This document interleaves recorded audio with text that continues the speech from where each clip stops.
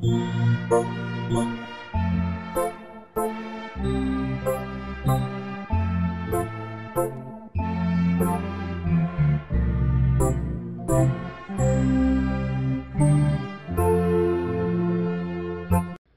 à Dieu.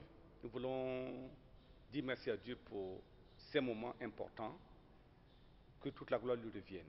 Prions ensemble. Papa, merci pour tes plans merveilleux pour chacun de nous en tant que tes enfants. Merci pour ton amour véritable et merci pour notre pays.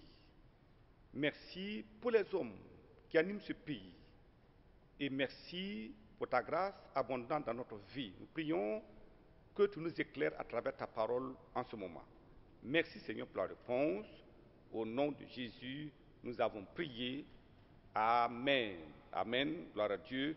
Alors, nous voulons considérer un message très important intitulé « Le leadership stratégique approuvé de Dieu et espéré des hommes ». Vous savez, dans tous les pays du monde, les gens aspirent ou soupirent après des leaders de type nouveau pour les conduire dans un monde complètement en ébullition où règne une incertitude généralisée. La parole de Dieu nous dit dans 1 Corinthiens chapitre 13, le verset 3, il dit là-bas, quand je parlerai, quand je distribuerai tous mes biens pour la nourriture des pauvres, quand je livrerai même mon corps pour être brûlé, si je n'ai pas la charité, cela ne me sert de rien. Voyez, si je n'ai pas la charité, quel que soit le prix que je paye, je peux donner mon corps à brûler, je peux distribuer tous mes biens, mais si dans tout cela il n'y a pas la charité, cela ne me sert de rien. Alors, la Bible continue, il dit dans Nombre chapitre 12, le verset 3, il dit, « Oh, Moïse était un homme fort patient, plus qu'aucun homme sur la face de la terre. » Fort patient. Nous faisons référence à la patience ici. Et enfin, dans Nombre chapitre 12, le verset 7, il est dit, « Il n'en est pas ainsi de mon serviteur Moïse. » Pourquoi? Il est fidèle dans toute ma maison. Trois choses importantes à noter. Premièrement, la charité. Deuxièmement, la patience. Et troisièmement, la fidélité. Voyez, tout homme sur la terre qui aspire à conduire les autres doit s'inspirer du modèle du leadership de Moïse. Oui, le vrai leadership est caractérisé par ces trois éléments que nous venons d'énumérer. C'est très très important. C'était le secret de la compétence et du succès de Moïse, alors qu'il était face à un roi féroce. Pharaon était le roi méchant, féroce. Il était en face d'un peuple rebelle, impossible, mais grâce à ses qualités, alors son ministère, son leadership était un leadership compétent. Effectivement, il a été un grand succès et il a fait de grandes choses. Nous prions que nous comprenions cela. Et si nous comprenons, alors certainement, Dieu va nous aider. Nous voulons considérer trois choses importantes dans le leadership. Premièrement, la compréhension erronée.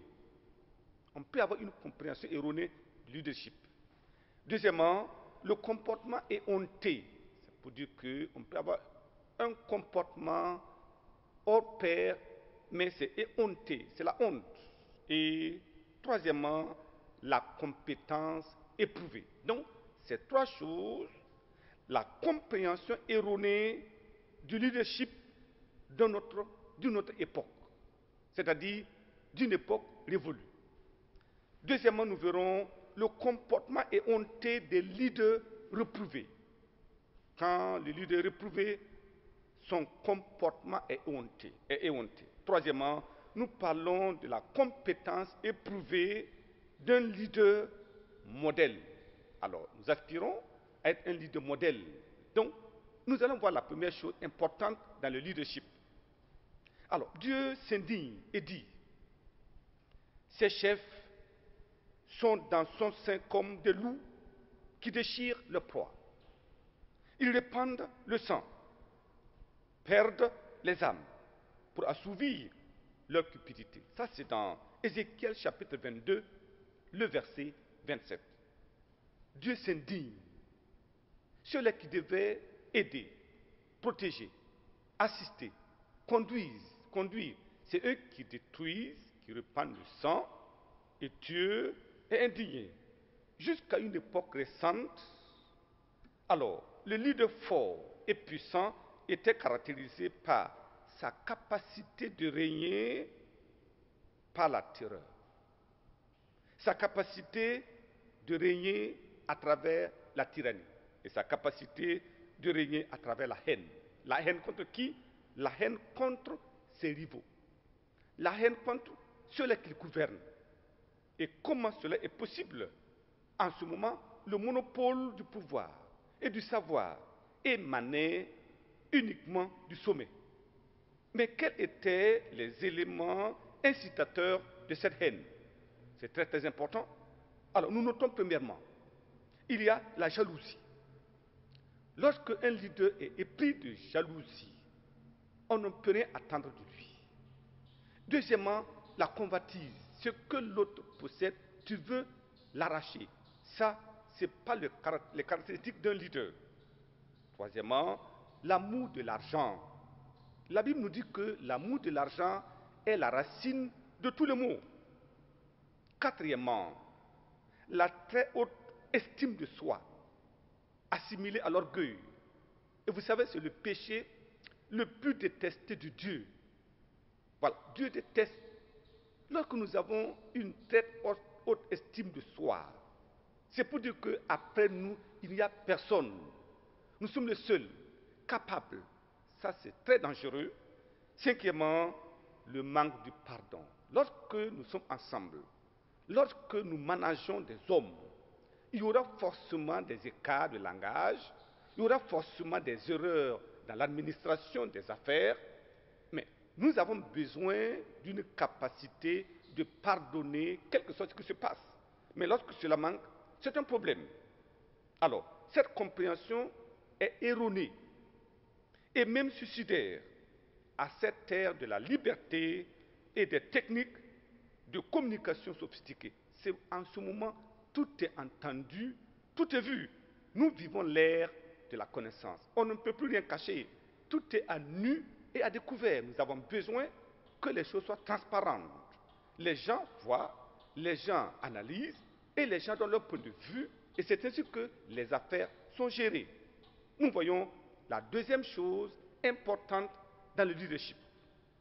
Le comportement éhonté des leaders réprouvés. Alors, la parole de Dieu nous dit ceci dans 1 Jean, chapitre 3, le verset 15. Quiconque est son frère est un meurtrier. Et vous savez qu'aucun meurtrier n'a la vie éternelle demeurant en lui. C'est effarant. Si tu es ton frère, capable de lui faire du mal, la Bible dit que tu es un meurtrier. C'est trop fort. Mais Dieu sait pourquoi il le dit. Et il dit que aucun meurtrier n'a la vie éternelle demeurant en lui. Lorsque la haine est dans le cœur de l'homme, il est capable de tout. Il peut détruire son prochain. Il peut créer des problèmes à son prochain. Et c'est pour ça que Dieu dit, quiconque est son frère est un meurtrier. Et le meurtrier n'a pas de place dans le royaume de Dieu. Mais que sert-il à un homme de gagner le monde entier s'il perdait son âme? Que nous soyons le meilleur président, gouverneur du monde et que nous arrivions auprès de Dieu. Dieu dit non, c'est impossible, tu n'as pas de place dans le ciel. C'est la chose la plus terrible. Mais je prie que nous ne soyons pas là. Voyez, la haine a une capacité de perversion de la nature de l'homme. Elle transforme l'homme le plus doux, le plus bon du monde à un monstre incontrôlable. C'est cela, la haine. En ce moment-là, nous voyons surgir dans la vie d'une telle personne les intrigues, les complots, les propos injurieux et les calomnies les plus folles possibles, parce que la haine est en train de commander la vie d'une telle personne. Attention. Et lorsque la haine produit ces choses, qu'est-ce qu'on va observer? C'est en ce moment-là que naissent les meurtres, les assassinats, les guerres civiles, les sacrifices humains et tous les sacrilèges possibles contre le peuple qu'ils étaient censés conduire. Ça, c'est une tragédie en ce moment-là. Et le fauteuil royal, présidentiel, perd sa notion de service. Nous allons là-bas pour servir une nation, pour servir nos compagnons, pour servir nos semblables. À ce moment, le fauteuil royal perd sa notion de mission. C'est une mission à quelqu'un confiée. Il va pour régler, pour jouer un rôle important afin de conduire son pays, sa nation, vers une destinée. Lorsque la haine produit ces éléments, le fauteuil royal perd sa notion du devoir. Le devoir d'accomplir des choses pour le progrès, pour l'émancipation, pour l'émergence de son pays, de sa nation et pour le bien-être des hommes qu'il dirige. En ce moment-là, le fauteuil présidentiel se mue maintenant à une propriété divinement destinée. C'est pour dire que ça vient du ciel. Or, ce n'est pas certain. En ce moment-là, ça devient comme un bien personnel, non négociable. Et même s'il le faut, ça sera gagné au prix d'une marée de sang. Quelle horreur! Je prie que nous comprenions ces éléments. Alors, c'est un mauvais chemin à ne jamais emprunter, car, inévitablement, de tels hommes s'attirent la colère des hommes. Ce n'est pas tout. Ils s'attirent le châtiment temporel de Dieu et le châtiment éternel de Dieu, à moins que ces derniers ne se repentent avant qu'il ne soit trop tard. Pourquoi alors avancer dans une telle aventure? Je prie que Dieu nous révèle les choses essentielles de la vie, et alors nous saurons comment nous conduire en ces moments délicats. Troisième élément important dans le leadership, c'est la compétence éprouvée d'un leader modèle. Qu'est-ce qu'un leader modèle? Qu'un leader compétent? Première chose que nous allons voir, nous regardons dans la Bible, Jean chapitre 10, le verset 11. Voyons cela. Jean chapitre 10, le verset 11. La Bible nous dit, verset 11, « Je suis le bon berger, et le bon berger donne sa vie pour ses brebis. » Gloire à Dieu, voyez là, c'est complètement à contre-pied de ce que les gens comprennent. Jésus dit, je suis le bon berger. Et le bon berger, attendu des brebis, c'est celui-là capable de donner sa vie pour les brebis. Extrêmement important. Voyez, Jésus nous donne ici le modèle d'un leader. C'est le modèle divin. Et quiconque aspire à la fonction de leader doit être prêt à donner sa vie pour sa nation, à donner sa vie pour son peuple. C'est cela. C'est un leader approuvé de Dieu.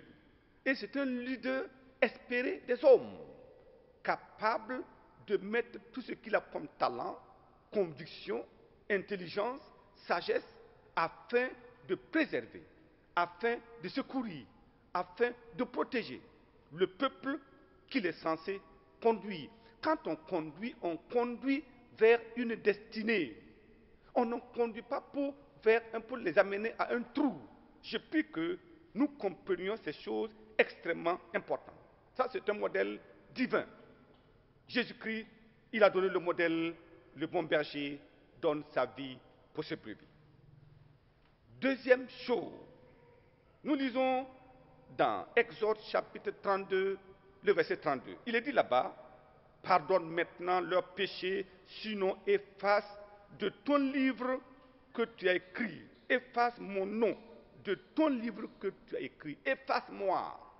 Ça veut dire quoi? Moïse était devant Dieu. Les enfants d'Israël avaient péché. Dieu a dit, je vais détruire ce peuple. Et Moïse a dit non. Mon nom est dans ton livre, le livre de vie. Si telle est ta décision, vaut mieux que tu effaces mon nom de ce livre que tu as écrit, si tu n'es pas prêt à pardonner à ce peuple. Ça, c'est quoi? C'est le type de leader compatissant. Quel défi aujourd'hui? Est-ce que nous sommes capables de dire, si ce que je prends comme projet va conduire mon peuple vers la destruction, vaut mieux que j'arrête? Est-ce que ce défi que je dois relever, si je dois coûter la vie des gens, que j'arrête? Alors Moïse a dit, si tu ne pardonnes pas à ton peuple, vaut mieux que tu enlèves ma destinée. C'est un leader compatissant. Troisièmement, l'Éternel dit à Josué, Moïse, mon serviteur, est mort. Maintenant, lève-toi, passe le Jourdain, toi et tout ce peuple, pour entrer dans le pays que je donne aux enfants d'Israël. Pourquoi? Moïse est mort. Un leader exemplaire, un leader incomparable, un leader exceptionnel. Mais il est mort. Qui pouvait diriger ce peuple? Un peuple rebelle, impossible. Mais Dieu a dit, Moïse, Josué, lève-toi. Le leader compétent laisse après lui plusieurs leaders capables de prendre la relève. Un leader qui n'a pas pu mettre en place de la relève avant de partir a échoué dans son leadership. Cela implique la reconnaissance des qualités de l'autre. Voyez le problème. Souvent, nous disons, il n'est pas de mon parti, il n'est pas de mon groupe, et même si ses valeurs sont reconnues, nous le mettons de côté pour rien. Non. Le leader, c'est celui qui est capable d'appeler au service, à la fonction essentielle, des hommes capables, des hommes sages, des hommes intelligents, des hommes compétents à des postes de haute responsabilité, même si ces personnes ne sont pas de notre groupe. Parce que nous ne dirigeons pas un groupe, nous dirigeons toute une nation. Et vous voyez ici, c'est important. Il faut de la relève. Nous avons besoin de comprendre que nous n'avons pas affaire à des ennemis. C'est peut-être un rival, un concurrent, c'est tout. Mais il demeure un compatriote, il demeure un compagnon de route, et nous devons reconnaître ses valeurs intrinsèques et le mettre à la place qu'il faut afin que le pays connaisse alors la prospérité. Vous comprenez? Si nous mettons de côté toutes ces personnes de valeur qui ont des talents reconnus mondialement, parce qu'ils ne sont pas avec nous, alors qu'est-ce qu'on peut faire? Nous avons écarté de la gouvernance des hommes capables de se donner pour que nous ayons le meilleur. Donc, ça c'est important. Alors, quatrième chose, le monde est en crise. Les cellules familiales sont en délabrement. Les hommes n'attendent pas des leaders problèmes, mais des leaders solutions, des leaders de consolation. C'est ce que les gens attendent. Donc si, déjà, nous manifestons la haine vis-à-vis de nos concurrents, ça veut dire que nous allons haïr ceux-là que nous allons gouverner plus tard. Si nous sommes capables d'injurier un concurrent, ça veut dire que nous allons injurier le peuple que nous allons diriger un jour. Voilà pourquoi nous devons faire attention Les gens attendent quelqu'un de modèle, quelqu'un de aimable, quelqu'un qui n'a pas de parti, c'est-à-dire que quelqu'un dont le cœur est large, acceptant n'importe qui, quelqu'un qui ne peut pas compter parmi son peuple un ennemi. C'est ceux-là qui sont capables de diriger. Alors, en ce moment, cinquièmement, le monde n'a pas besoin de savants ou de super riches pour diriger le pays, mais de véritables managers, aguerris et transformationnels, pétris d'amour pour sa patrie et pour les hommes qui composent sa patrie. Voilà ce que les hommes attendent et ce que Dieu attend. Par conséquent, les leaders compétents, approuvés de Dieu, espérés des hommes, sont ceux-là qui présentent des qualités avérées, premièrement, de charité. Ça veut dire quoi? Charité, un amour profond pour son prochain. Quand tu aimes, tu ne peux pas faire du mal. Quand tu aimes, tu protèges. Quand tu aimes, tu procures. Quand tu aimes, tu assistes. Donc, ce sont des personnes remplies d'amour, de charité. La charité ne fait rien de mal. C'est ce que la Bible nous dit. Parce que, regardons 1 Corinthiens chapitre 13. 1 Corinthiens chapitre 13. Il est dit là-bas, la charité est patiente. Elle est pleine de bonté. La charité n'est point envieuse. La charité ne se vante point. Elle ne s'enfle point d'orgueil. Elle ne fait rien de malhonnête. Elle ne cherche point son intérêt. Elle ne s'irrite point. Elle ne soupçonne point le mal. Elle ne se réjouit point de l'injustice, mais se réjouit de la vérité. Elle excuse tout. Voyez, un esprit de pardon. Elle croit tout. Elle espère tout. Elle supporte tout. Gloire à Dieu. Donc, voyez, la charité est l'élément fondamental. Quiconque a la charité est déjà celui qui ne transgresse pas la loi de Dieu. Donc, premièrement, pétri de charité. Deuxièmement, d'intégrité morale. Ça veut dire quoi? La probité, la vérité, la justice. Une telle personne a des qualités avérées de fidélité. Quand on parle de fidélité, nous parlons de la loyauté et de l'honnêteté envers son peuple, oui, et envers Dieu. Pétri de patience. Quel que soit ce qui arrive, il est patient en attendant les choses dans leur temps. Voyez, ça c'est important. Et pétri de douceur et un esprit de pardon. Il donne sa vie pour préserver celle des autres. Voilà des leaders attendus de Dieu, approuvés de Dieu, espérés des hommes. Et la question que nous devons nous poser, parce que tout cela, les gens vont dire, mais ça c'est pas possible, c'est trop, comment c'est possible? Quelqu'un peut-il incarner tous ces éléments avant de gouverner? Mais peut-on demander à un poisson de marcher à l'air libre? Ce n'est pas possible. Sa nature, c'est de nager dans l'eau. Peut-on demander à un oiseau de nager? Non, sa nature, c'est de voler. Alors, donc, voilà pourquoi Dieu lance un appel. Et celui qui s'attend à être l'élément approuvé de Dieu, choisi par Dieu, espéré des hommes, c'est ceux-là qui, en fait, écoutent cet appel de Dieu. Il dit, enfin, Ésaïe chapitre 55, le verset 1. Qu'est-ce qu'il dit? Ésaïe 55, verset 1. Vous qui avez soif, venez aux eaux. Même celui qui n'a pas d'argent, venez acheter et manger. Venez acheter du vin et du lait sans argent et sans rien payer. Vous voyez, ça dépasse la logique des hommes. Ça veut dire quoi? Toutes ces choses sont compliquées. L'homme ne peut pas se l'acheter. On n'achète pas un cœur plein d'amour.